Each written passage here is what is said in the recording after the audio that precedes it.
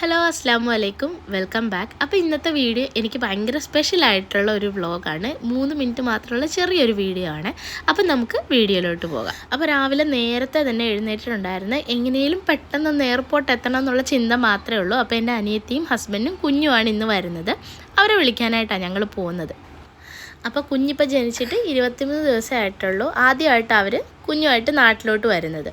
അപ്പോൾ ഇത് ഞാൻ മൊബൈലിൽ ജസ്റ്റ് ഒന്ന് റെക്കോർഡ് ചെയ്താൽ തലേന്ന് രാത്രി അവർ ഫ്ലൈറ്റിൽ കയറുന്നതിന് തൊട്ട് മുമ്പായിട്ടൊന്ന് വിളിച്ചിട്ടുണ്ടായിരുന്നു. അപ്പോൾ അതും കൂടെ ഞാൻ ഈ വീഡിയോയുടെ കൂടെ ആഡ് ചെയ്യുന്നതേ ഉള്ളൂ.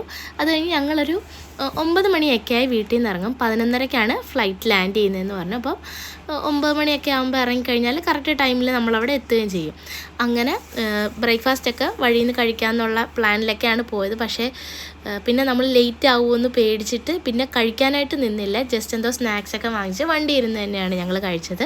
അത് കഴിഞ്ഞ് പിന്നെ ഞങ്ങൾ നേരെ എയർപോർട്ടിലോട്ട് പോയി. ഇപ്പോൾ ഈ ഓരോ സൈൻ ബോർഡ് ഈ 3 കിലോമീറ്റർ 1 കിലോമീറ്റർ എന്നൊക്കെ പറഞ്ഞ് കാണുന്നുണ്ടെങ്കിലും ആ ഒരു ഡിസ്റ്റൻസ് കവർ ചെയ്യാൻ ഒരുപാട് നേരം എടുക്കുന്ന പോലെ തോന്നി. കാരണം നമ്മൾ അത്ര വെയിറ്റ് ചെയ്തിട്ടാണ് കുഞ്ഞിനെ കാണാനായിട്ടിരിക്കുന്നത്. കുഞ്ഞിനെ മാത്രമല്ല നീനു എന്നാണ് അനിയത്തിനെ വീട്ടിൽ വിളിക്കുന്നത്. അപ്പോൾ അവളെയും കണ്ടിട്ട് 1 വർഷമായി. സാധാരണ അവൾ നാട്ടിലുണ്ടായിരുന്ന ടൈമാണെങ്കിൽ ഞാനും അവളും നേരെ നോക്കിയാൽ വഴക്കാണ്. പിന്നെ ആ വഴക്കെന്നൊക്കെ പറഞ്ഞാൽ ഭയങ്കര വലിയ അടി ഉണ്ടാക്കിയാൽ 1 മിനിറ്റ് അല്ലെങ്കിൽ അരമണിക്കൂർ മാക്സിമം മിണ്ടാതിരിക്കും. ഞാനാണ് കൂടുതലും മിണ്ടാതിരിക്കുന്നത്, അവളാണ് വന്ന് മിണ്ടുകയും ചെയ്യും. അപ്പോൾ ഫസ്റ്റ് ടൈമാണ് സത്യത്തിൽ ഇത്രയും നാൾ കൂടിയിട്ട് അവളെയും ഞങ്ങൾ കാണുന്നത്. അപ്പോൾ കുഞ്ഞിനെ കാണാനുള്ള എക്സൈറ്റ്മെൻറ്റ് മാത്രമല്ല, അവളെ കാണാനും അതേപോലെ ഞങ്ങൾ കാത്തിരിക്കുമായിരുന്നു.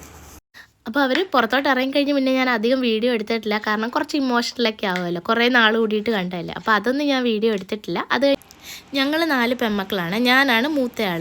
അപ്പോൾ ഫസ്റ്റ് എൻ്റെ കല്യാണം കഴിഞ്ഞ് എൻ്റെ ഡെലിവറിയുടെ സമയമായപ്പോഴത്തേക്കും വീട്ടിലൊരു ചർച്ച കാണുമല്ലോ, ആണായിരിക്കും പെണ്ണായിരിക്കും എന്നൊക്കെ. അപ്പോൾ ഇങ്ങനെ ഓരോരുത്തരോട് ചോദിക്കുമ്പോൾ അവർ പറയും, ഇനിയെങ്കിലും നിങ്ങൾക്കൊരു ആൺകൊച്ചിനെ കിട്ടട്ടെ, നിങ്ങൾ 4 പെൺമക്കളല്ലേ എന്ന് പറയുമായിരുന്നു. പക്ഷേ എനിക്കപ്പോൾ പെങ്കൊച്ച് വേണമെന്നായിരുന്നു ആഗ്രഹം. എനിക്ക് മാത്രമല്ല, വീട്ടിൽ ഉമ്മച്ചി ഒഴികെ ബാക്കി എല്ലാവർക്കും പെങ്കൊച്ച് തന്നെ മതി എന്നായിരുന്നു പറയുന്നത്. അത് കഴിഞ്ഞ് ഇവള് രണ്ടാമത് എൻ്റെ അനിയത്തി പ്രഗ്നൻ്റ് ആയപ്പോഴത്തേക്കും ഇനി ആൺകൊച്ചായിരിക്കും അല്ലേ എന്നൊരു പറച്ചിലുണ്ടായിരുന്നു. അപ്പോഴത്തേക്കും ഞങ്ങളും പറയുന്നത് എന്തായാലും ഒരു പെങ്കൊച്ചായല്ലോ, ഇനിയിപ്പോൾ ഒരു ആൺകൊച്ചും കൂടെ വരട്ടെ എന്ന് പറയും. അങ്ങനെ സത്യത്തിൽ ഭയങ്കര സന്തോഷമായിരുന്നു അവൻ ആൺകൊച്ചായപ്പോഴത്തേക്കും. കാരണം പെണ്ണിന് പെണ്ണുമായി, ഇപ്പോൾ ആണിനാണുമായല്ലോ.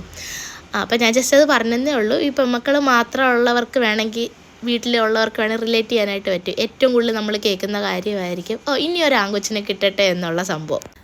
അങ്ങനെ പിന്നെ അവർ വന്നതിൻ്റെ പിറ്റേന്ന് തന്നെയായിരുന്നു കുഞ്ഞിൻ്റെ മുടി കളച്ചിൽ. കാരണം 23 ദിവസം ആയല്ലോ. അപ്പോൾ ഫങ്ഷൻസ് എല്ലാം പെട്ടെന്ന് തന്നെ നടത്തി വിടുവാണ്. കാരണം നീനുവിൻ്റെ ഹസ്ബൻഡ് ഒരു 3-4 ദിവസത്തെ ലീവിന് വേണ്ടിയിട്ടാണ് വന്നിട്ടുണ്ടായിരുന്നു. അപ്പോൾ ഇതൊരു ചെറിയ 3 മിനിറ്റുള്ള വ്ളോഗാണ്. ഇത്രയൊക്കെ ഞാൻ ഷൂട്ട് ചെയ്ത് വെച്ചിട്ടുള്ളൂ. അപ്പോൾ വീഡിയോ എല്ലാവർക്കും ഇഷ്ടമായിട്ടുണ്ടെന്ന് വിശ്വസിക്കുന്നു. ഇഷ്ടമായെങ്കിൽ ലൈക്ക് ചെയ്യുക, ഷെയർ ചെയ്യുക, സബ്സ്ക്രൈബ് ചെയ്യുക. പിന്നെ നിങ്ങളുടെ അഭിപ്രായങ്ങൾ കമൻസായിട്ട് അറിയിക്കുക. അപ്പോൾ വീണ്ടും നല്ല വിശേഷങ്ങളും വീഡിയോസൊക്കെ ആയിട്ട് കാണാം. താങ്ക്